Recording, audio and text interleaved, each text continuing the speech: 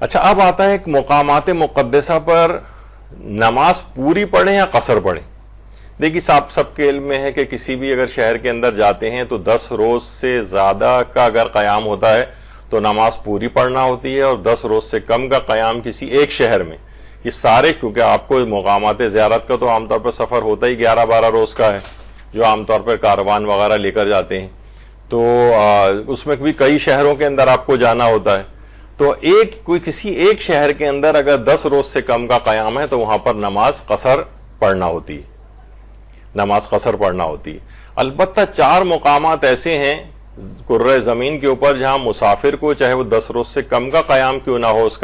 اس کو اختیار ہے، چاہے تو نماز پوری پڑھے چاہے قصر پڑھے، یہ اس کی مرضی ہے. اچھا، اس میں ایک ہے مکہ. اس میں آیت اللہ سیستانی اور رہبر معظم آیت اللہ خامنہئی یہ فرماتے ہیں کہ پورا شہر مکہ، یعنی جتنا آپ کو پیچھے تک یہ نظر آ رہا ہے، جہاں پر بھی کہیں آپ ٹھہرے ہوئے ہوں، چاہے مکہ قدیم ہو چاہے مکہ جدید ہو، جتنا یہ شہر مکہ بڑھتا چلا جائے گا اور عرفاً یہ شہر مکہ کہلائے گا، وہاں پر اگر اپنے ہوٹل کے اندر بھی ہیں تب بھی آپ کو 10 روز سے کم کے قیام میں بھی آیت اللہ سیستانی اور آیت اللہ خامنہئی اس بات کی اجازت دیتے ہیں کہ مسافر کو اختیار ہے، چاہے تو وہ نماز قصر پڑھے چاہے تو نماز پوری پڑھے. پوری پڑھنے کا یعنی 4 رکعتی نماز پوری پڑھنے کا ثواب زیادہ ہے، پوری پڑھنے کا ثواب وہ زیادہ ہے، اور قصر پڑھنے کا ثواب اس کی نسبت کم ہے، لیکن اختیار دونوں ہے. تو اچھا، اس میں البتہ ایک دماغ میں رہے کہ کچھ مراجع ہمارے ایسے بھی گزرے ہیں، جیسے مرحوم آیت اللہ خوئی، وہ یہ فرماتے تھے کہ جو مکہ قدیم ہے، یعنی مکہ قدیم کی بھی خاص حدود ہیں جو بھی ظاہر ہے وہ حج کلاسز وغیرہ ہوتی ہیں اس میں بتاتے ہیں کہ کہاں سے کہاں تک مکہ قدیم ہے، اس کے بعد مکہ جدید شروع ہو جاتا ہے. تو بہت سے وہاں نئے علاقے ہیں، نوزہ کا علاقہ ہے، وہاں پہ کاروان جا کے ٹھہرتے ہیں، یا عزیزیہ یا شیشہ کا علاقہ ہے وہاں جا کر ٹھہرتے ہیں. تو بہرحال آقا خود فرماتے تھے کہ جو بھی مکہ جدید میں اگر کوئی شخص آیا ہے مسافر تو وہاں یہ اس کو اختیار نہیں ہے، وہاں پر اس کو پھر اپنی بلڈنگ یا اپنے ہوٹل وغیرہ کے اندر اس کو نماز قصر ہی پڑھنا ہے مکہ جدید میں. یہ صرف مکہ قدیم کی حد تک ہے، لیکن آغا سیستانی فرماتے ہیں کہ نہیں، اور آیت رہبر معظم آیت اللہ خامنہئی کہ نہیں، یہ مکہ قدیم اور جدید دونوں کے لیے یہ والا اختیار ہے. اچھا، اسی طرح ایک تو ہو گیا مکہ، دوسرا ہے شہر مدینہ. اب روضہ رسول میں نے جس سے پہلے بتایا تھا درمیان میں جہاں روضہ رسول اور مسجد نبوی ہے، اگر ہم قدیم اعتبار سے دیکھیں تو پورا جو مدینہ ہے وہ تقریباً اس مسجد کی جو حدود ہیں اس کے اندر آ گیا ہے، اور اس کے باہر یہ جتنا اطراف میں آپ کو اتنا بڑا شہر اور نظر آ رہا ہے یہ مدینہ جدید ہے. تو بہرحال آیت اللہ سیستانی اور آیت اللہ خامنہئی یہاں کے لیے بھی فرماتے ہیں کہ یہ حکم، یعنی یہ والی جو سہولت ہے، چاہے آپ دور کی کہیں بلڈنگ میں بھی آپ کو رہائش ملے تب بھی آپ کو اختیار ہے 10 روز کے کم کے سفر میں بھی کہ آپ چاہیں تو نماز پوری پڑھیں چاہے نماز قصر پڑھیں. تو البتہ امام خمینی تھے وہ یہ فرماتے تھے کہ نہیں، یہ جو صرف مسجد نبوی کے اندر جتنی بھی اس وقت مسجد نبوی ہے، یہ صرف اس کے اندر تقریباً یہ پورا شہر مدینہ آ گیا ہے، تو صرف اسی کے اندر جو نماز پڑھی جائے گی صرف یہاں کی حد تک یہ والا اختیار ہے. اگر اپنی بلڈنگ کے اندر اگر آپ پڑھیں گے تو وہاں پر آپ کو یہ اختیار نہیں. اچھا، یہ 2 ہو گئے. اچھا، اس کے علاوہ دماغ میں ایک چیز رہے کہ حرم امیر المومنین جو ہے علیہ الصلوۃ والسلام،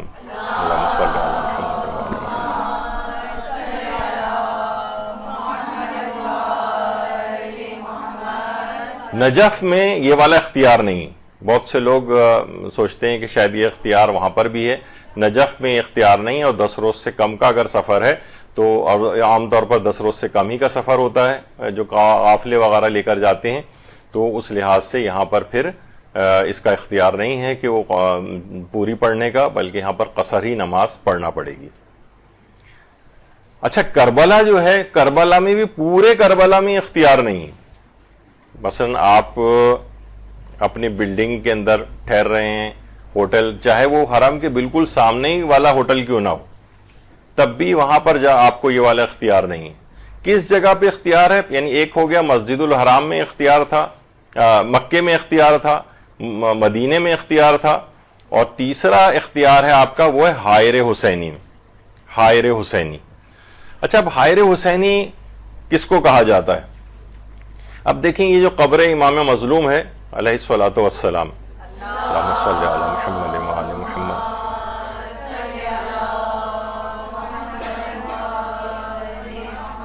یہ جو قبہ اس کے اوپر ہے جہاں پر اس کے متعلق مشہور ہے، اس کے نیچے جو بھی آپ دعا مانگیں جس کے نیچے ذریعہ مبارک ہے اور وہ لازمی دعا قبول ہو جاتی ہے، اور میرے بڑے پرسنل ایکسپیرینسز بھی ہیں کہ جو بھی دعا مانگی گئی ہے شاید ایک بھی شاید دعا ایسی نہ ہو جو یہاں پر قبول نہ ہوئی ہو. جو میں عام طور پہ ہم لوگ یہ کرتے ہیں کہ ہم دعائیں مانگ کر آ جاتے ہیں، پھر ہم یہ دیکھتے نہیں ہیں کہ کہاں ہم نے کون سی دعا مانگی تھی، کوئی حساب نہیں رکھتے ہیں، تو پتہ یہ چلے گا آپ کو کہ یہاں ساری دعائیں قبول ہو جاتی ہیں. اور تحت القبہ جو ہے خاص طور پر، ویسے علماء اس کو تھوڑا سا اور وسیع بھی قرار دیتے ہیں. کچھ علماء یہاں تک قائل ہیں کہ ہر مجلس حسین بھی گویا تحت القبہ ہی ہے، یعنی مجلس حسین میں بیٹھ کر بھی جو آپ دعا مانگیں گے وہ بھی دعا اسی انداز سے قبول ہو جاتی ہے. اچھا، اب اگر مثلا یہ قبر مبارک ہے، اس کے دائرے کے اندر یعنی اس کے گرد ایک دائرہ کھینچا جائے، یعنی سمجھیں آپ کوئی بھی اگر ایک دائرے کے اندر اس کو دیکھیں تو آیت اللہ سیستانی یہ فرماتے ہیں کہ قبر مبارک سے ہر سمت میں 11.5 میٹر کا جو رقبہ ہے یہ حائر حسینی کہلاتا ہے. 11.5 میٹر 11.5. اچھا، اب ایک چیز اس میں اور بتا دوں کہ ان کی 2 کتابیں جیسے منہاج الصالحین ہے آیت اللہ سیستانی کی، یا المسائل المنتخبہ ہے، اس میں 11.5 میٹر لکھا ہوا ہے، لیکن جو استفتاحات ہیں ان کی ویب سائٹ پر اس میں اکثر جگہوں پہ 9.5 میٹر لکھا ہوا ہے. اب یہ مجھے پتہ نہیں ہے کہ اس میں جدید والا کون سا ہے، زیادہ امکان یہ ہے کہ جو استفتاحات کے اندر ہیں وہ جدید مسئلہ ہے، اور لیکن کتابوں کے اندر 11.5 میٹر ہے جو اب تک شاید اپڈیٹ نہیں ہوا ہے، لیکن جو جتنے بھی استفتاحات ہیں اس میں 9.5 میٹر، یعنی قبر امام مظلوم سے ہر سمت میں 9.5 میٹر یا 11.5 میٹر اگر کتابوں کے اس پہ جائیں تو یہاں پر مسافر کو اختیار ہے کہ وہ نمازوں کو قصر بھی پڑھ سکتا ہے اور پوری بھی پڑھ سکتا ہے. لیکن اس سے اگر 9.5 یا 11.5 میٹر سے اور آگے چلے جائیں تو صحنوں میں جو اور دور کی جگہ ہیں وہاں پر یہ اختیار نہیں رہتا. چہ جائے گا کہ ہوٹلوں میں تو بالکل ہی اختیار نہیں ہے، وہ تو سبھی مجتہدین یہ بات فرماتے ہیں. تو آیت اللہ سیستانی کے نزدیک تیسرا مقام ہے حائر حسینی. اچھا، آیت اللہ خامنہ یہ فرماتے ہیں کہ یہ جو حکم تخیر ہے کہ نماز پوری پڑھیں یا قصر پڑھیں مسافر جو ہے در حائر حسینی اختصاص با تحت القبہ زیر گنبد، یعنی جو زیر گنبد تحت القبہ ہے صرف یہ اختیار وہاں کے لیے جو قبر امام حسین سے جو اس کا فاصلہ ہے وہ 2 یا 3 میٹر کا ہے. وہ فرماتے ہیں کہ اس کے علاوہ جو ہے احتیاط واجب ہے کہ مسلمان رباق یا صحن وغیرہ کے جو ایریا ہیں وہاں پر شکستہ نمازی پڑھے، یعنی قصر نماز پڑھے. یعنی صرف 2-3 میٹر، وہ جو آپ نے اس سے پہلے جو تصویر دیکھی اس میں یہ بس جو سامنے آپ کو حصہ نظر آ رہا ہے تقریباً، یہاں پر صرف آیت اللہ خامنہ اجازت دیتے ہیں مسافر کو کہ بس اس سے زیادہ اگر کہیں دور باہر چلا گیا ہے تو نماز قصر ہی پڑے گا، اور قصر و تمام پڑھنے کا اختیار جو ہے وہ صرف یہ تحت القبہ ہے، 2-3 میٹر کا فاصلہ بس. لیکن آیت اللہ سیستانی کا نزدیک 9.5 یا 11.5 میٹر کا فاصلہ کا جو رقبہ ہے اس کے اندر اس بات کا اختیار ہے. یعنی اگر اوپر سے دیکھیں تو یہ بیچ میں قبر مبارک ہے، آیت اللہ خامنہ کے نزدیک جہاں جہاں لوگ آپ کو نظر آ رہے ہیں بس یہاں تک اختیار ہے. اس سے باہر اگر چلے جائیں گے تو پھر یہ والا اختیار ختم ہو جائے گا. اچھا، یہ جو حائر ہے اس کے متعلق یہ ہے کہ یہ جو قبر کے مبارک کے اوپر جو بنی عمارت ہے تو متوکل عباسی نے حکم دیا تھا کہ اس میں پانی چھوڑ دیا جائے، لیکن جیسے ہی پانی قبر کے قریب آیا پانی آ کر رک گیا اور قبر مبارک نہ ڈوبی، یعنی حار الماء اسے کہا جاتا ہے. یعنی یہاں پر آ کر پانی گویا حیران و پریشان ہو گیا، یعنی وہ آگے کی طرف نہیں بڑھا، اس وجہ سے اس کو مقام کو حائر کہا جاتا ہے. اور یہ روایت یہ بھی ہے کہ امام نے اس کو حائر کا لقب دیا تھا. اور ایک جگہ کے اوپر یہ بھی ملتا ہے کہ مرقد کے اطراف میں دیوار کھڑی کر دی گئی تھی تاکہ زائرین کی تلاشی لینا، ان کی نگرانی کرنا جو ہے وہ ممکن ہو سکے. تو یہ والا ایریا جو ہے بہرحال یہ حائر کہلانے لگا. تو یہ حائر حسینی کہلاتا ہے، اور حائر حسینی کے ان جگہوں کے اندر سے امام علی نقی علیہ الصلوۃ والسلام فرماتے ہیں اللہم صلی علی محمد وعلی محمد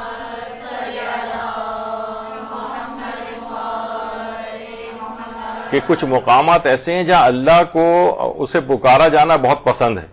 لہٰذا جب بھی کوئی اللہ کو پکارتا ہے تو خدا اس کی سن لیتا ہے، اور حائر حسینی انہی جگہوں میں سے ایک جگہ کا نام ہے. یعنی حائر حسینی جو بھی دعا کی جاتی ہے اس جگہ پر جا کر اس موقع کو انسان ہاتھ سے نہیں کھوئے اور وہاں پر جا کر ضرور دعا مانگے. اچھا، اب تیسرا،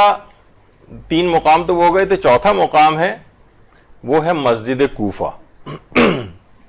مسجد کوفہ یعنی مسجد کوفہ میں زیادہ تر بلکہ تمام مجتہدین کے نزدیک یہاں پر مسافر کو قصر اور تمام پڑھنے کا اختیار ہے. لیکن آیت اللہ سیستانی یہ فرماتے ہیں کہ یہ اختیار فقط مسجد کوفہ کی حد تک نہیں ہے بلکہ پورے شہر کوفہ کے لیے. یعنی پورے شہر کوفہ میں، حتیٰ کہ اگر آپ اپنی بلڈنگ کے اندر بھی اگر ہیں اور وہاں پہ بھی نماز پڑھ رہے ہیں تو وہاں پر بھی آپ کو اس بات کا اختیار ہے. اگر کوفے میں مثلا آپ کی رہائش ہے، عام طور پہ یہ ہوتا ہے کہ لوگ نجف میں رہائش اختیار کرتے ہیں اور اس کے بعد بسوں وغیرہ کے ذریعے کوفہ جاتے ہیں، پھر شام رات کو واپس آ جاتے ہیں. تو بہرحال اگر مسجد کوفہ میں جا کر نمازیں پڑھ رہے ہیں تو سارے مراجع کے نزدیک مسافر جو 4 رکعتی نماز پڑھے گا اس کو اختیار ہے کہ یہاں 2 رکعت بھی پڑھ سکتا ہے اور 4 بھی پڑھ سکتا ہے. اور آیت اللہ سیستانی کے نزدیک تو پورے شہر کوفہ میں بھی یہ اختیار ہے کہ کسی بھی جگہ مسجد سے باہر بھی کہیں اگر اس کو نماز پڑھنی پڑ رہی ہے تو یہ مسافر کو اختیار مل جاتا ہے. اور اسی طریقے سے لیکن آیت اللہ خامنہئی ہیں وہ یہ فرماتے ہیں کہ نہیں، اختصاص فقط اور فقط جو ہے وہ مسجد کوفہ کی حد تک ہے. مسجد کوفہ. اچھا، اب آ جائیے مسجد سہلہ. آیت اللہ خامنہئی اور دیگر اور مراجع جو ہیں وہ کہتے ہیں کہ نہیں، کیونکہ اختصاص فقط مسجد کوفہ کی حد تک ہے تو اس لحاظ سے مسجد سہلہ میں یہ اختیار نہیں. لیکن آیت اللہ سیستانی فرماتے ہیں یہ جو خصوصیت ہے پورے شہر کوفہ کو حاصل ہے. تو یہاں پر اگر مسجد سہلہ میں بھی اگر کوئی شخص نماز پڑھے گا تو وہاں پر بھی اس کو اس بات کی اجازت مل جاتی ہے کہ وہاں پوری بھی پڑھ سکتا ہے نماز اور قصر بھی پڑھ سکتا ہے، کیونکہ پورے شہر کا مسئلہ آ گیا ہے.